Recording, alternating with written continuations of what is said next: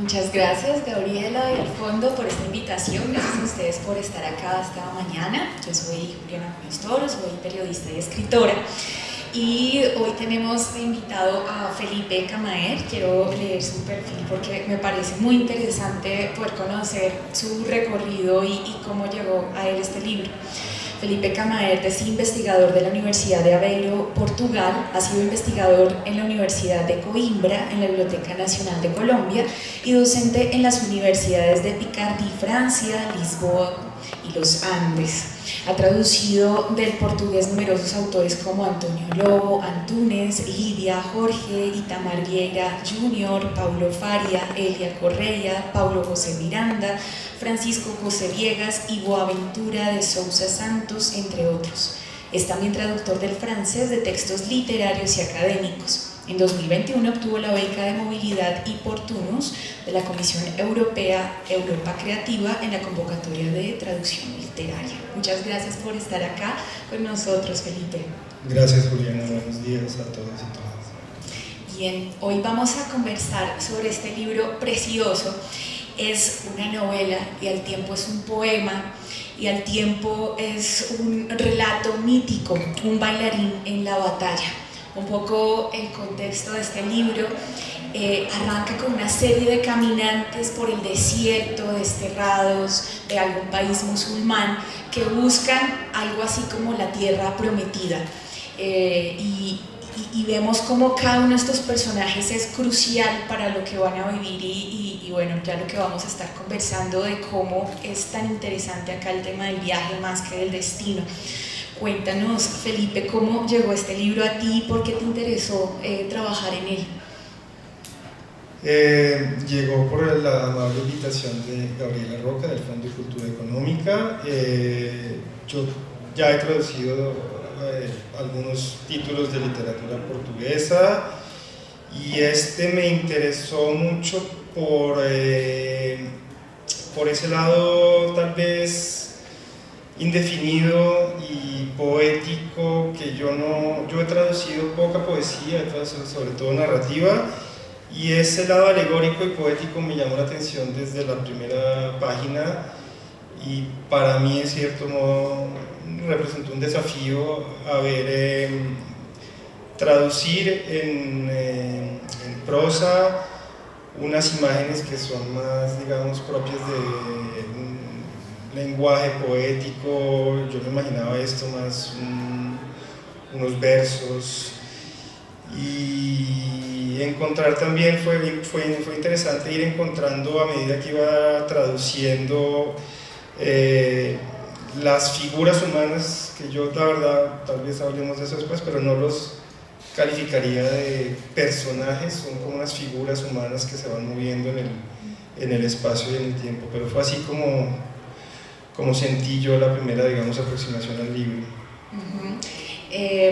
Vamos a poner en concreto esto del lenguaje indefinido de Elia Correia, que escribe ficción, es dramaturga, poeta, ensayista. No se mira atrás, dicen los viejos, nunca, nunca se mira atrás. Es esto lo que distingue la guerra de otras formas de morir. En algunos casos se dice adiós, en otros no. En la guerra, lo que se encuentra en el interior de una persona tiene que ser lanzado hacia adelante, como piedras. Cada uno acaba siendo su propia piedra, para así no tener hambre, no tener frío, no tener miedo. La piedra es el milagro. Este libro arranca con unos fragmentos así muy poéticos y va cada vez como ampliándose y se va como abriendo esa historia. Cuéntanos cómo fue ese proceso de traducción, cuál fue esa parte retadora para mantener el ritmo, para capturar como la esencia de Correia. Sí, como tú dices, al principio el lenguaje es muy conciso, muy indefinido. Yo diría el principal desafío de la traducción fue mantener ese movimiento inherente y a veces escondido a la narración, intentando a la vez tratando de que en español no se perdieran los muchos matices que tal vez en portugués haya, Y en medio de todo fue una traducción cuyos problemas no vinieron tanto de un campo semántico, el vocabulario no es muy complicado, sino justamente de encontrar un equivalente a unas imágenes completamente poéticas que, a pesar de la proximidad del español y del portugués, había que transponer de manera eficaz, diría yo, en el texto traducido al español. De la obra de Elia Correa está como muy presente el tema de repensar los mitos. Yo lo encontré en este libro, por ejemplo, hay un personaje viejo que es ciego y a la vez es guía, hay un niño que tiene premoniciones, un poco acá pensé en el personaje de Tiresias, está este camino por el desierto un poco bíblico. ¿Cómo sientes tú la creación de estos personajes de Elia Correa y cómo sientes, ya que has traducido a otros autores de Portugal, que ella tiene un sello único? Sí, bueno, yo soy traductor y lector, no soy el autor del libro, lo leo como cualquier persona que interpreta mientras lee. El caso de Elia Correa es bastante particular porque ella es una persona bastante, digamos, atípica en el panorama literario portugués, una persona muy apartada de los grandes medios, vive en las afueras de Lisboa, en Sintra, en una ciudad donde llueve siempre, hace frío. Ella dice en casi todas las entrevistas que, a pesar de que su nombre venga del sol, ella detesta el sol, le gusta más la sombra. Digamos que eso se ve bastante en algunos pasajes del libro, y creo que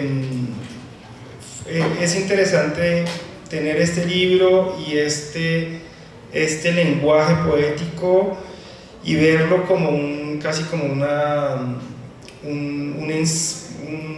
tentativa aparte dentro de la literatura portuguesa contemporánea. Si me preguntaran ¿a qué otro escritor o escritora se parece Elia Correa de la literatura portuguesa contemporánea, yo diría tal vez a Gonzalo Tavares. Gonzalo Tavares también tiene una obra muy alegórica, muy poética, y en algunos momentos me hizo pensar a esas fábulas sobre la humanidad de Gonzalo M. Tavares. Creo que estos dos autores dialogarían muy bien. Voy a leer otro fragmento de esos muy poéticos. Antes del mar, les dijo, hay unas tierras recubiertas de pequeños frutos rojos como labios. No sus labios, los labios de pequeñas hechiceras, tan sabrosos que, si un hombre los tocara, perdería para siempre la soberbia. Todos los días hay un animal que se mata él mismo, pues ya ha visto lo que quería ver, ha sobrevolado todo, ha ejecutado su danza, se ha estremecido ante las grandes pruebas de sobrevivencia, ya ha parido a sus crías que no caben cuando crecen en el nido y que no caben cuando crecen aún más en las historias familiares. Ya ha vivido su ligero tiempo, ha reclamado su quiñón, no sin cierto abuso, pues toda la naturaleza es abusiva y al final se tumba, sintiendo el sufrimiento por última vez, sintiendo su piel, su carne por última vez. Y entonces alguien corre a protegerse, a alimentarse con aquello que él ya no recuerda haber dado. En este libro, Felipe, sentí yo, bueno, y además desde el título, un bailarín en la batalla. Está esta propuesta estética, esta propuesta de belleza en medio de una situación terrible, de desesperanza, de muerte, de exilio. ¿Cómo sientes que para ti fue traducir este texto como con esa ambigüedad de lo bello y lo oscuro? Sí. Este libro tiene dos niveles de lectura, uno mucho más referencial, que es esta idea de las migraciones hacia Europa, de un grupo, una comunidad indeterminada, pero cuyo objetivo es llegar a Europa. Digamos que en ese sentido tiene muchas connotaciones políticas, geopolíticas, incluso actuales, con la invasión a Ucrania.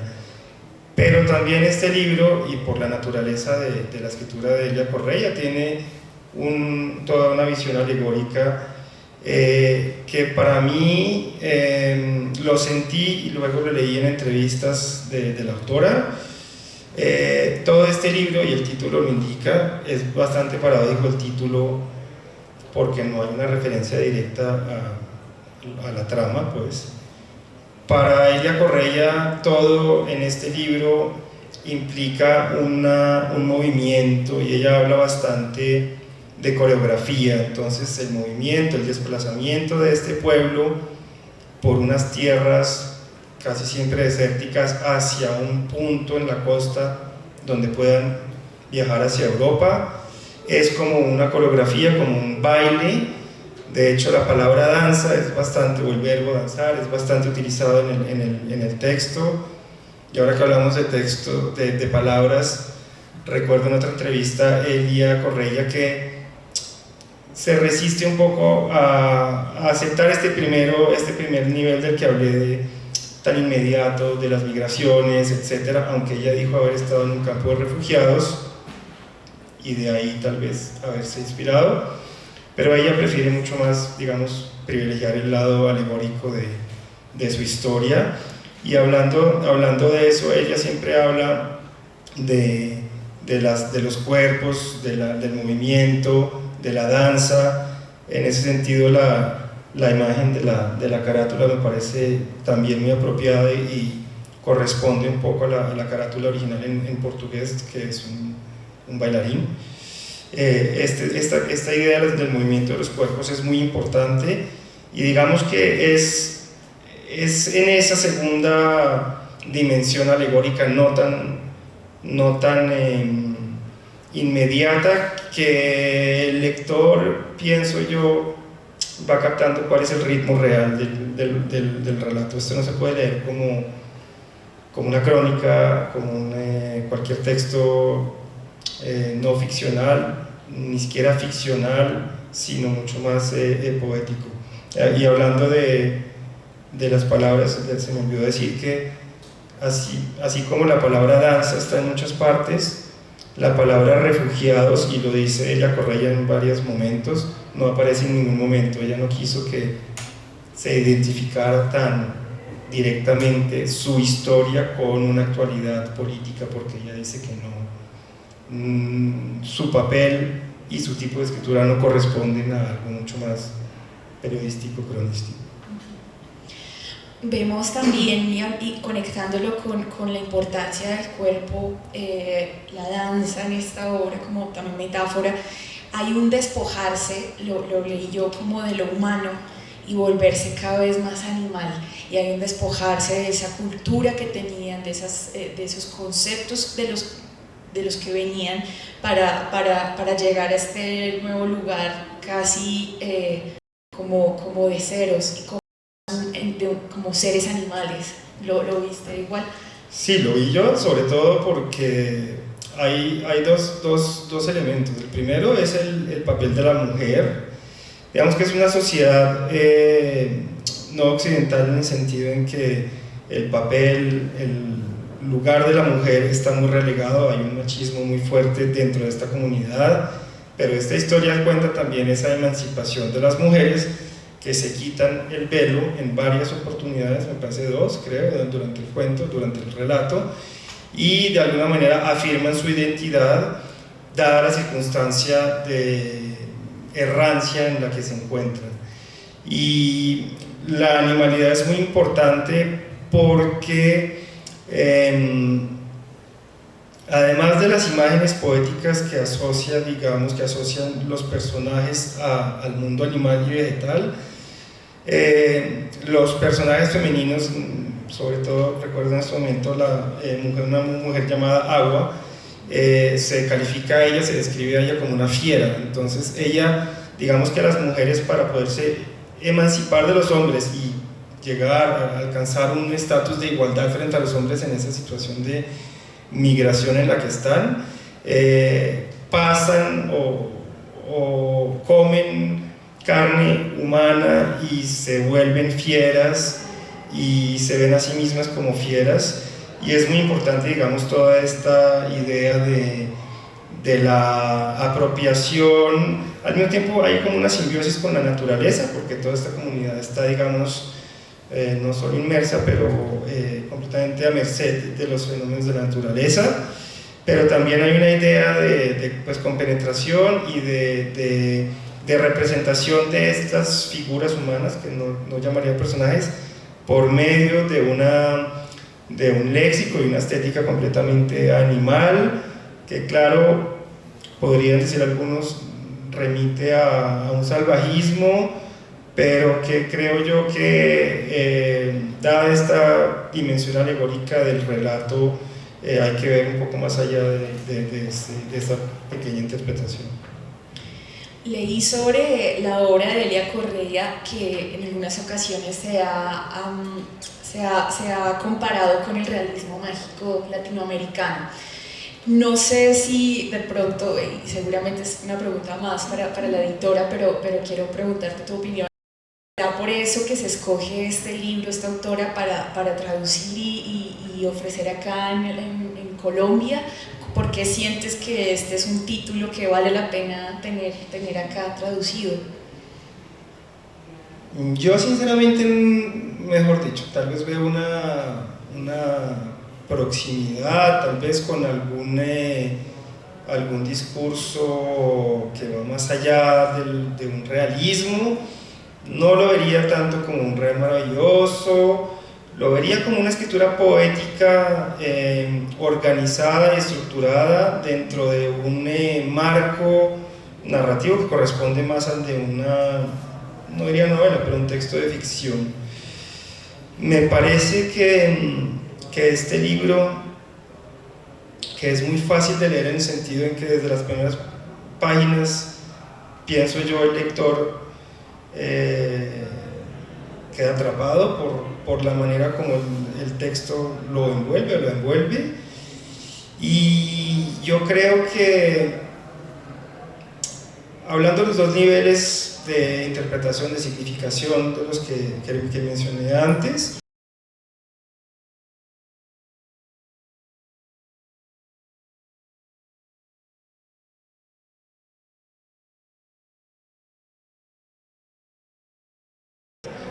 pensemos en la invasión y en la emigración de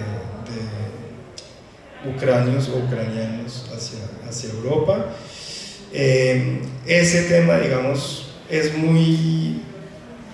me pareció gratificante de alguna manera poder leer una historia, una visión sobre la migración, pero desde un punto de vista, digamos, mucho más poético, desprendido de cualquier tipo de juicio, yo diría. Y por el otro, yo creo que es un buen camino para entrar a la obra, no solo a la literatura portuguesa, pero también a la obra de Delia Correia. Es un libro que me parece representativo y a la vez único en la manera como Delia Correia establece un balance entre una escritura mucho más poética, contenida, y una historia que tiene, claro, puntos de contacto con una realidad que no podemos esconder. Así Delia Correia en muchas entrevistas, como lo suelen hacer muchos escritores, trata de defenderse y decir: no, yo no estoy hablando de los migrantes, yo no estoy hablando de ningún caso específico. Siempre acepta, en otras entrevistas acaba aceptando que evidentemente hay un nexo con la actualidad internacional. Ella es una escritora muy premiada. De hecho, esta novela obtuvo en el 2018 el premio de romance y novela de la Asociación Portuguesa de Escritores. Entonces, definitivamente es un título que vale mucho la pena, y yo lo sentí como en lo que dices, eso indefinido del género, que para mí fue muy gustoso porque me devolvía y me reencontraba después. Es como un libro para estar pasando hacia atrás y hacia adelante, no siempre avanza hacia adelante en este caso. Quiero hacer un paréntesis que a mí me parece muy importante y es hablar sobre el oficio de la traducción, que no es, por supuesto, no es simplemente convertir las palabras de un idioma a otro, sino que hay un proceso también de creación, de investigación, de mucho pensamiento, también de creatividad tuya para que se sienta lo mejor posible este libro en el idioma castellano. Cuéntanos cómo es para ti ese proceso y cómo sientes tú ¿por qué te dedicas a la traducción también? Pues comenzaría diciendo algo que siempre respondo cuando me preguntan o cuando me dicen, no, pero traducir del portugués es muy fácil porque se parecen mucho las dos lenguas, entonces no deberías ganar tanto dinero como alguien que traduce del alemán o del ruso o algo. Evidentemente traducir del portugués tiene una cierta ventaja porque en el nivel del vocabulario hay muchas cosas que se parecen, pero a la vez traducir del portugués es una gran trampa porque la sintaxis de las frases no es la misma y lo que le pasa, me imagino, no solo a mí sino a muchos de los traductores de portugués es que traducen o tienen una tendencia a traducir más literalmente y luego después la frase no está incorrecta pero no tiene una sintaxis natural en español. Entonces cuando yo traduzco del portugués es importante, digamos, detenerse, dejar a un lado la versión original y leer eso como si hubiera sido escrito en español, y ahí es donde uno se da cuenta que hay muchas cosas que no funcionan y hay que, así sea, alejarse un poco de la literalidad del texto de origen, hay que volver a replantear y darle la vuelta a las frases o párrafos, así en una primera visión o versión las cosas salgan parecidas. Con este libro, digamos, y era la primera pregunta que me hacías, fue difícil transponer al español unas cualidades, por ejemplo, estoy pensando de las personas y tal vez algo que tenía que ver con la manera como se vestían, porque ya de hecho en portugués estaba muy indefinido, no había una connotación muy específica. Estoy pensando, por ejemplo, velos, la palabra velos existe pero no está muy presente porque, y supongo yo, la autora Elia Correia no quería plasmar o hacer referencia a una realidad específica. Entonces yo tuve que buscar, digamos, unas palabras tan ambiguas y tan poco precisas como estaban en el original. Y recuerdo otro elemento que me parece interesante, que fue en el momento del trabajo con los editores y editoras del Fondo de Cultura Económico. El libro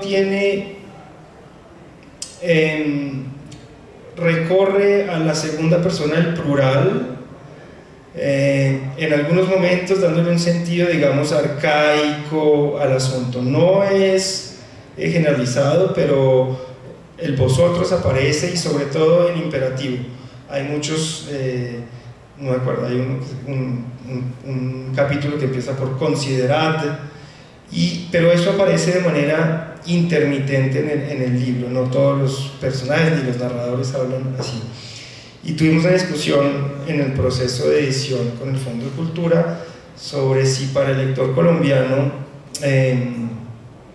valdría la pena mantener esas formas que son poco usadas y que remiten tal vez a otro tipo de efectos más respetuosos, o si las dejábamos. Finalmente, tras una, no diría acalorada, pero animada discusión, decidimos dejarlo tal cual, porque yo volví a leer el libro en portugués y me di cuenta que tenía el mismo efecto, o la autora buscaba el mismo efecto que lo que había quedado en español. Entonces el lector va a encontrar algunas, sobre todo segundas personas del plural en imperativos que pueden parecer extrañas dentro del ritmo general de la novela, pero del relato, pero creo que fue interesante, y creo que entre todos acabamos tomando la mejor decisión en cuanto a ese punto.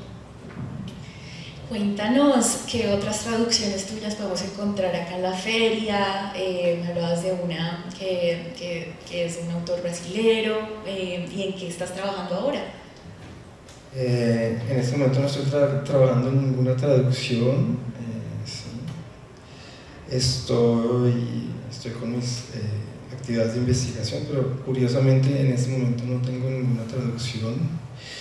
Este año, bueno, pandémico o pospandémico, no sé todavía, traduje una novela muy bonita de un escritor brasileño que se llama Itamar Vieira Jr., Tortuoso Arado.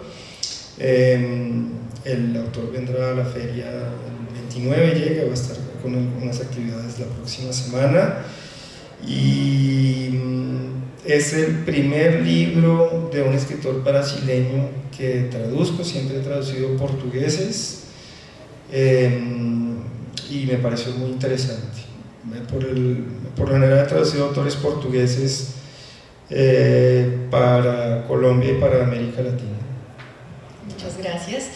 Antes de cerrar con una lectura del libro, me pregunto si alguien en el público tiene una pregunta para Felipe que quiera hacer.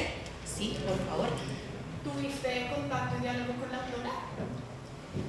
No, buena pregunta. No, esta vez no. Yo no lo considero imprescindible. Me parece, a veces es muy útil. Esta vez no lo consideré necesario,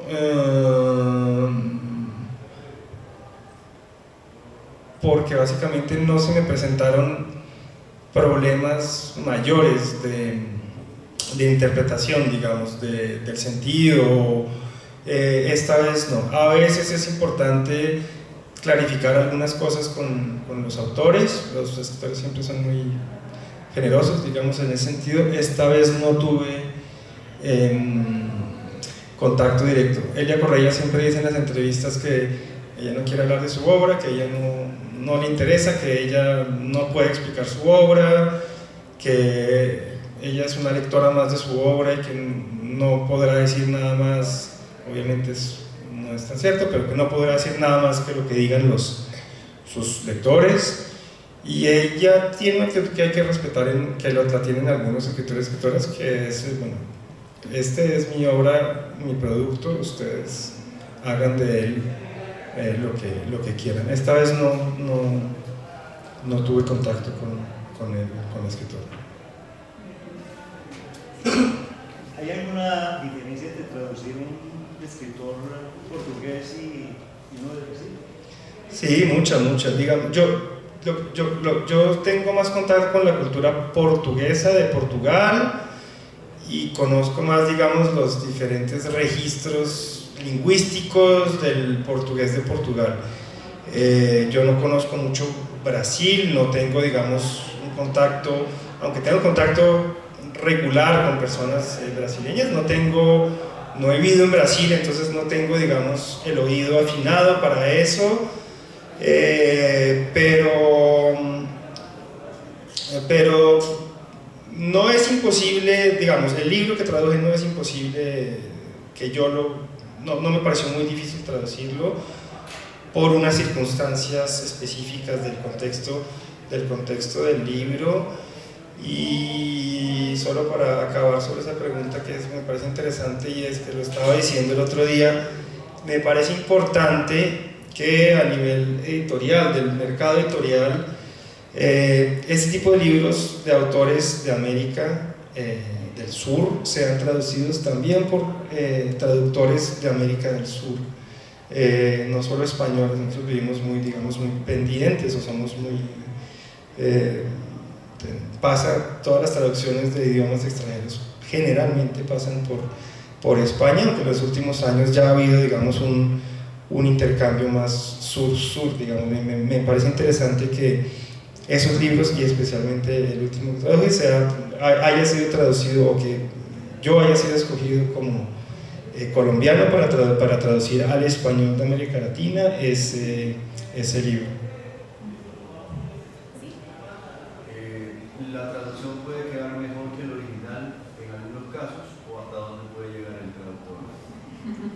pues como traductor sería un poco pretencioso decir eso, pero es verdad que esa es el deseo en todo caso del traductor de mejorar el original. Eso no se le puede decir a los escritores.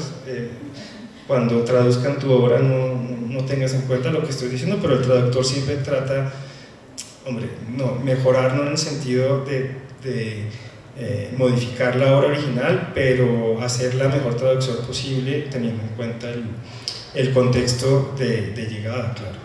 Si el traductor solo se limita a reproducir, dentro de 10 años pondremos una máquina a traducir y yo me quedaré sin trabajo, ¿no? Muchas gracias. Entonces, por favor, leamos el epílogo. Es un poema y es interesante porque voy a leer tal vez no todo, voy a ver lo que me parezca bonito ahí sobre la marcha. Lo que me parece interesante es que habla de caballos y hablábamos de la animalidad, de las metamorfosis y hablábamos también del hecho, perfecto, gracias, del hecho que para ella Correia todo este relato es como un movimiento eterno circular, porque no hay destino, Europa no es un destino, entonces es como un movimiento circular en un espacio indefinido, y para ella Correia la figura por excelencia de la danza en una guerra es el caballo. Entonces creo que no fue por acaso que quiso acabar su relato con un poema, con un epílogo que habla sobre todo de caballos. Voy a leer entonces. El sonido de las tibias contra las piedras, grandes huesos lanzados por el viento en el desierto como los últimos dados sobre la mesa. Alimentados los buitres, matados a su vez por la falta de alimentos. Esqueletos de caballo rondando como hojas en el suelo. La materia compacta, crujiente, calcio vitrificado, choca y se quiebra, choca y se hiere en su aspereza, y a lo largo de su trance casi que canta, parecería que canta, pero existe sonido sin oídos, lástima sin voz. Oh, los caballos del Mediterráneo, leves como vapor, hijos de las aguas, dorados como el mar cuando cae la tarde, inalcanzables criaturas, incluso cuando de ellas hacen monturas, incluso cuando las conducen hacia la fila de la matanza.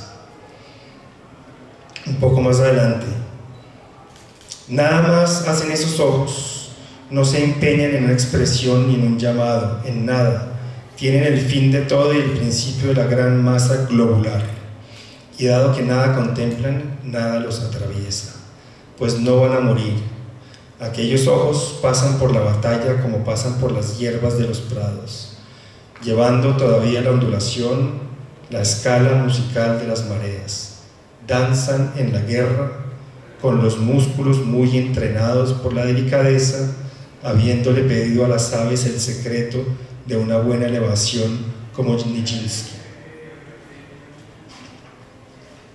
Y acaba, la última estrofa es: luego ellos mismos caen, en su modo correcto de caer, silenciosos en la polvareda caen y delicadamente la historia acaba. Aún por instantes se estremece, brilla en lo alto alguna cosa rosácea, perla o baba, una sobra de carroña como satín en el pico de un necrófago. Muchas gracias. Gracias, y recuerden que el libro lo gracias al fondo y que tengan un lindo resto de día. Gracias.